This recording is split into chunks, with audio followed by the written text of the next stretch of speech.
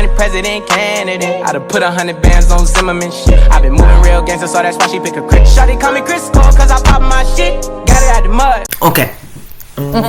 So yeah, I just want you to sort of read the paragraph to me, like to yourself, or read it out loud, and then basically like try to summarize what's happening in it, and then we'll look at the answers.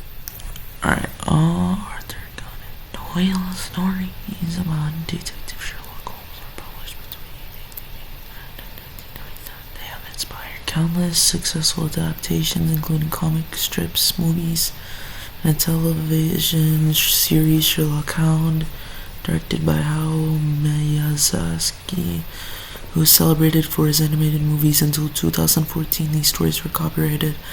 The right to adapt was only available to those who could afford the copyright fee and gain approval from the strict copyright holders of Doyle's estate.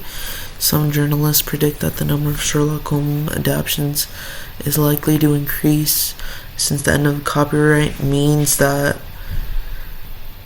Right, yeah, so just sort of summarize for me what you think was happening in that paragraph.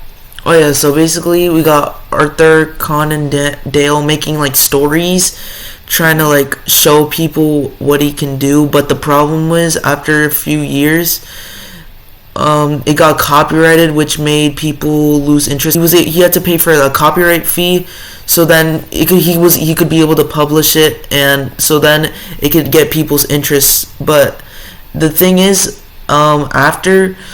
once it soon got appealed, he would be able to get like more people interested in what he likes to make, because copyright would be gone. Yeah, basically. I think that the details in there weren't quite right, but you got the general idea. It's like, okay, it will become easier to do adaptations of Sherlock Holmes stories, right? Mm-hmm. That was sort of what you were getting at? Yeah, like basically like what he's making and stuff, and like how he's trying to make money from it. Yeah. So the only thing you're sort of missing is that the paragraph is actually, it's talking about people who are trying to adapt things that Arthur Conan Doyle wrote, not like things that he himself, right? Because he only wrote the original books and then he died or whatever. So what it's really about is the adaptations, right? So people are trying to turn the books into a movie or turn the books into a television series, or whatever. And it's saying that because like for basically like 100 years after something's written, you need to like pay the person who wrote it originally if you want to adapt it, and that's what like copyrighted, right? That's copyrighted. Or else someone could just like steal your idea or your characters or whatever and just like put it in their own thing. Yeah, that's true. But then after 100 years, though, the copyright ends. And so that's so you got that basically right. That the end of the end of copyright means that it's going to become like easier to adapt the work. Yeah. And so then, which answer works with that? I think it would be C. Totally, yeah. Making adaptations will become easier and less expensive. Yeah, you got so you see how that works? Yeah, for sure. You figure out what's happening. You also predict what you think is going to come next. See, that's why it says predicting the answer up here is like you basically predicted what the right answer was going to be before even reading the answers. You were like, well, it means that once copyright ends, it's probably going to get easier to make this up, and then that was the exact answer. Yeah. So we'll try this one next. Okay, in the study of the mechanisms underlying associative memory, or the ability to learn and remember connections between inherently unrelated things, neuroscientists Kei Igarashi, Jasmine Chavez, and others presented mice with memory tests. The team discovered that fan cells, a type of cell found in the medial temporal lobe of the brain, are necessary for the acquisition of new associative memories. They also found that fan cell activity requires dopamine, a chemical the brain produces in response to pleasure and rewards. Consequently, receiving a reward should likely help to blink. Okay. Right. So this one's a little more complicated, it's a little more sciencey, but try to summarize what you think just happened in that paragraph. Okay, how can I do this? There are two scientists studying mechanisms to make fan cells and like how they can help produce things in response to like chemicals and for the brain to help show the memories or differences created. Yeah, basically, yeah. Mm-hmm. So they're studying a type of cell, right? The fan cell. Yeah. And what is that fan cell? Why are the fan cells important? It helps the activity require dopamine. Yes. Yeah. Mm-hmm. So what is dopamine? Oh, it basically is a chemical the brain has to produce in response to pleasure and rewards. Perfect. Right. So the fan cell is using dopamine. Mm-hmm. And dopamine is this chemical that the brain usually produces for pleasure and rewards. Yeah. Okay. And now it's going to be time to try to make an inference. So consequently, receiving a reward should likely help too. And let's try just predicting things. So before even looking at the answers, what do you think receiving? Given what you just learned, what do you think receiving a reward should likely help with? It'll definitely like increase something. Yeah. But what do you think it'll increase? Definitely the memory. Yeah, it'll probably like help you make new memories, right? Yeah. Because the rewards help whatever. Getting dopamine helps your fan cells, and then the fan cells need dopamine, and the fan cells create new memories, right? Yeah. So then which answer choice seems to work with that? C. Yeah, perfect. Mm-hmm. Okay. Awesome job. So you see how you can sort of go through that step by step there? That's definitely good. Yeah, right. You sort of like, you really gotta just like dial in on each one, and then you're like, okay, well based on what I just learned, what do I think receiving a reward should help with? Mm-hmm. Okay. Let's try another one. I don't like these hard ones as much. They're more just like about vocab, which is like, Have we done this one before? I feel like I recognize it, but I don't know. It looks similar to something. I don't know. Maybe it's Shakespeare strategies. Right. Let's just do it anyway. Okay.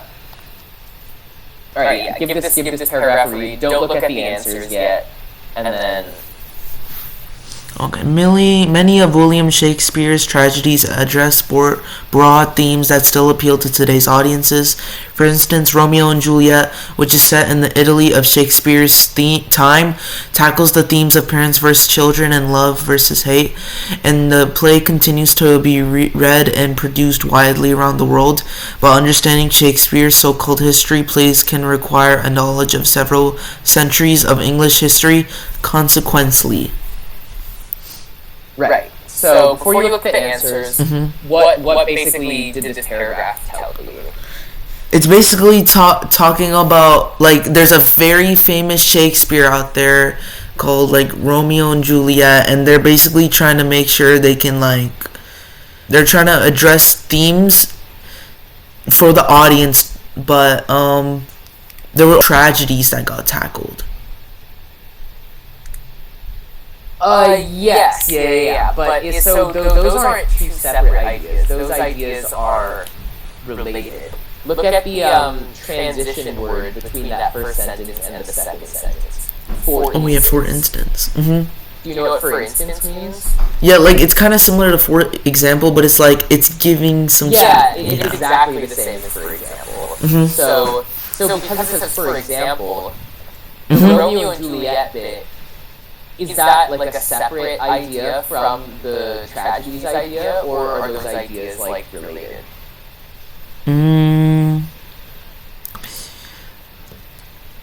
Related. Right? Yeah. Right. So if I say like, whatever, I love going to the movies. For example, I saw Avatar 3 last week, and it was awesome. I don't know if you saw Avatar 3. It was very cool. But so when I said for example there, it's almost like the thing that I just, the second thing I told you, you can almost imagine it in your head. It's like inside this bigger category that I named first, right? It's like, big category, I love the movies. Like smaller like bubble inside that. For example, Avatar 3, right? But it's like, when you say for example or for instance or whatever, it's just like a little thing. It's what they were saying of like continuation, right? The transition. You could have contrast or causation or continuation. And here, it's just like, so for instance, Romeo and Juliet, blah, blah, blah. This, this is like a little bubble inside the bigger bubble that they gave you at the start. Yeah. Which is that the tragedies, right? What does it say? What was the bigger bubble idea? Like, it's basically addressing how they're trying to set a theme to the audience. Yeah. The tragedies address broad themes, right?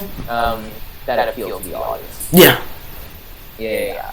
And so then how is this second sentence? Explain how that's giving you like a smaller example of that big idea. It's talking about like what the Shakespeare play is, and like, I guess also they're trying to like compare love and hate towards like what people could think. So those it is comparing those, but so that first let me try to phrase this in a new way. That first idea is that the tragedies address broad themes. Do you know what broad means? Like bright, or like, I guess like open. Yeah. They're like very, like anyone can get them, right? Yeah. It's like broad, it has broad appeal. And so then, how is this second sentence telling you about one particular tragedy and one particular set of broad themes? Okay, they're talking about like Romeo and Juliet and how it's like taking place to Shakespeare, and like, I guess also saying that like you can try to use your grammar knowledge here. So remember, it's like, if you remember, this is like one of those sentences where you just have this like chunk in the middle that's less relevant, and then you get to the main idea. So if you ignore that first chunked out commas, you just get, for instance, Romeo and Juliet tackles the themes of parents versus children and love versus hate. So, do you see how those are the themes that are being talked about in that first sentence, right? Yeah. So it's like, the tragedies address these broad themes.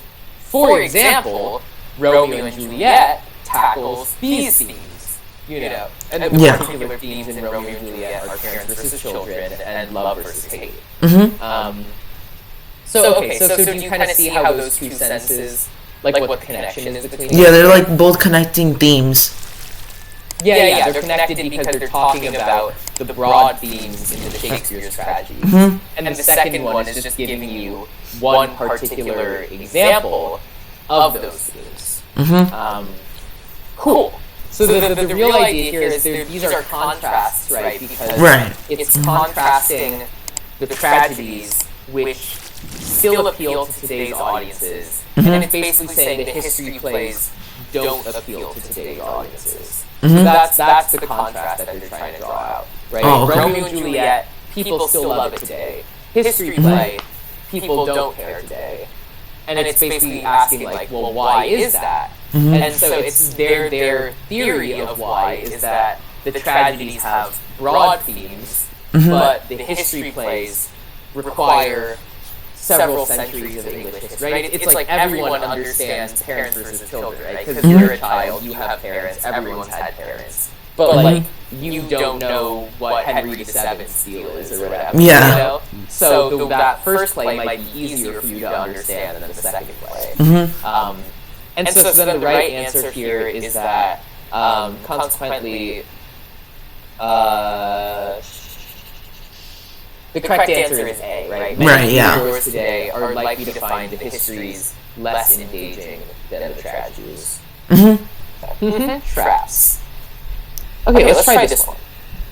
Many cultures create trust between people, and in here, Joe Valeno and his team are designing a robot to shake hands with a human in order to improve human-robot interactions. The robot hand adjusts its movements and pressure to better imitate the feel of a human hand. The researchers want the robot's handshake to feel realistic. Okay. So they're basically like they're like trying a new thing to where like they want to make a robot that can do something that a normal person can do with making food. Yeah. Not necessarily about making food, but you pretty much that is the right idea. It's okay. Like, they're trying to make robots do something a human can do. Right. Yeah. Right. And what is that specific thing? To like shake hands with the human and have interactions. Yeah, perfect. Okay, you got that totally right. So then the researchers want the robot's handshake to feel realistic because Ooh, okay.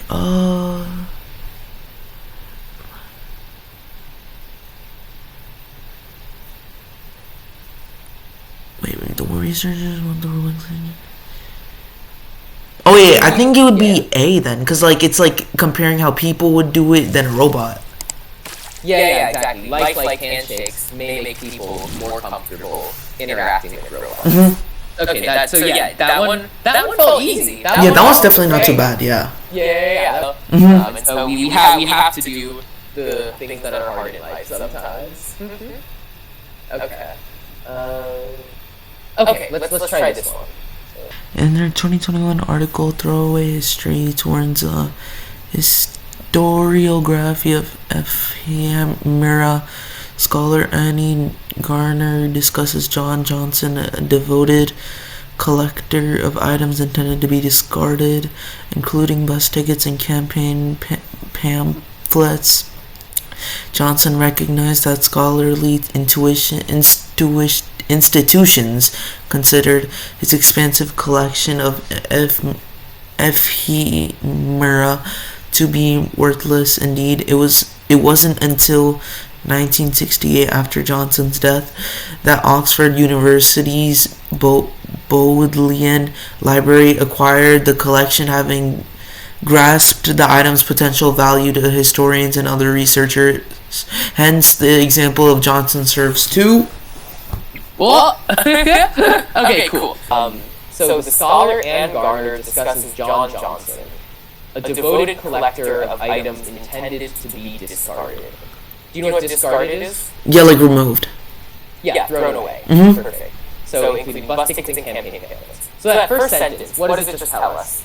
It's just telling us about someone that is a devoted collector and like the type of things that the collector does to I guess discard.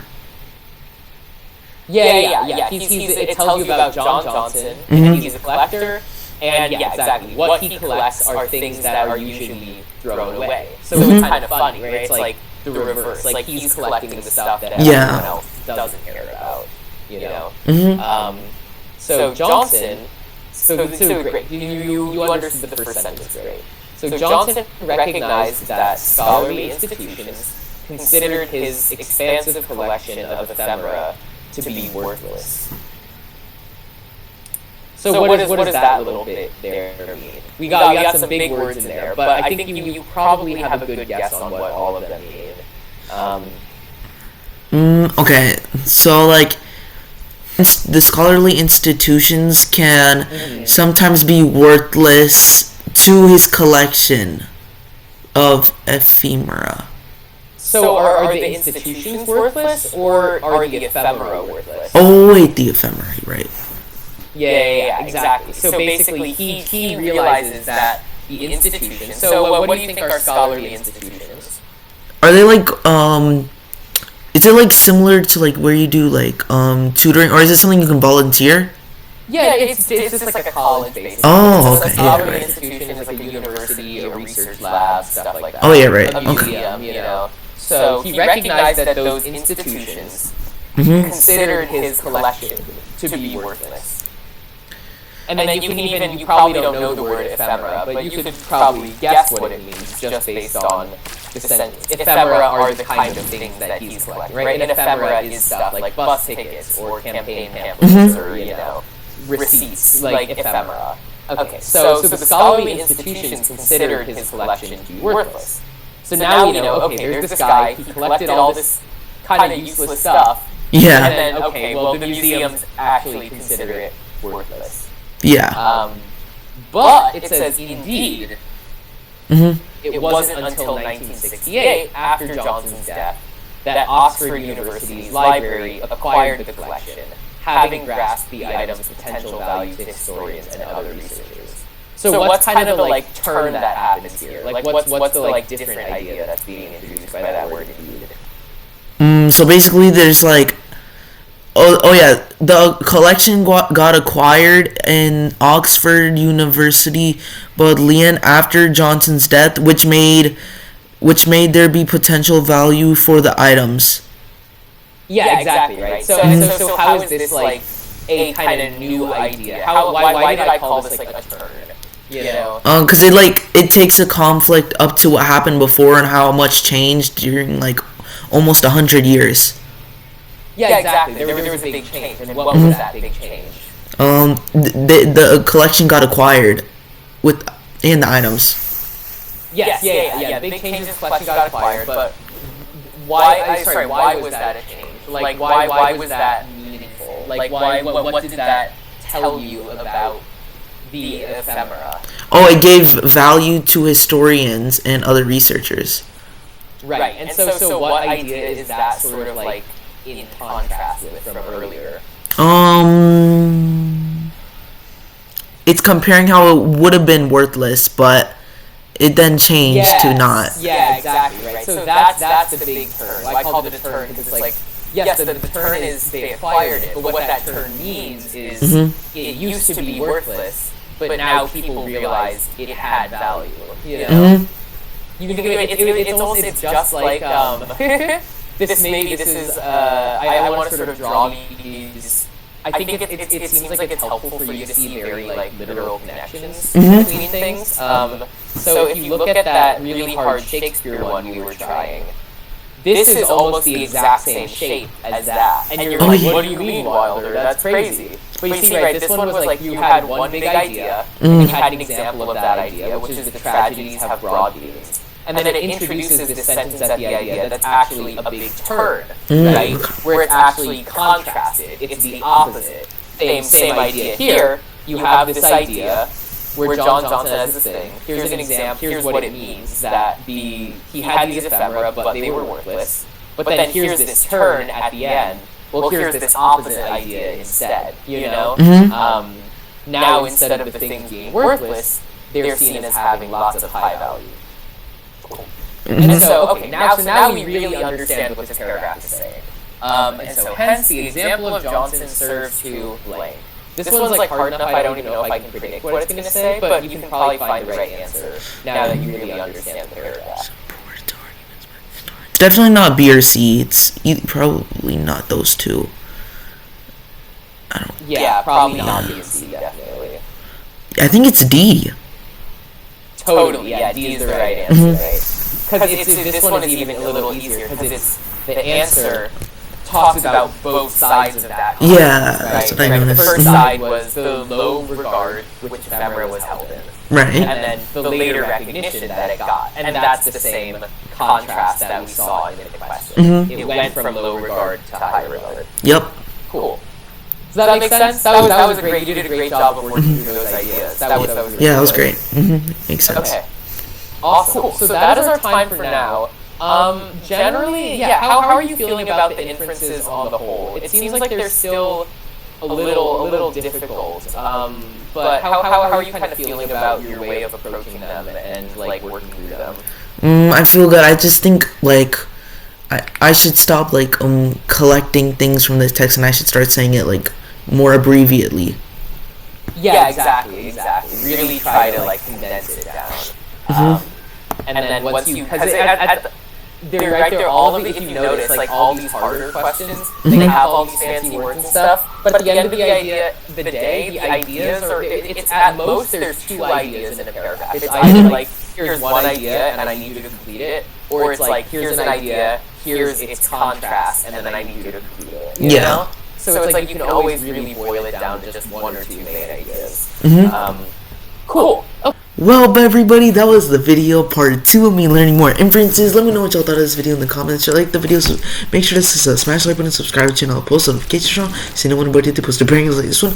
I'm definitely starting to get the hang of this. I really love inferences, and I can't wait to see what more of these are going to do, and stay tuned for the rest that are going to be coming very soon, y'all. It's going to be great, and we might be doing a part 3, so yeah. This definitely went better than maybe the last video, I think, for sure. So, hey, practice makes perfect. So, lesson of the day, when you're doing something hard, always believe, because you, as a person, you can do it. But anyways, more of these videos to come soon, and I will see you all for part 3, or a new one if we do. But, yeah. Anyways, I'll be so awesome next banger. Your boy JT is now out. Peace. It really tested my skills really well, so I love that.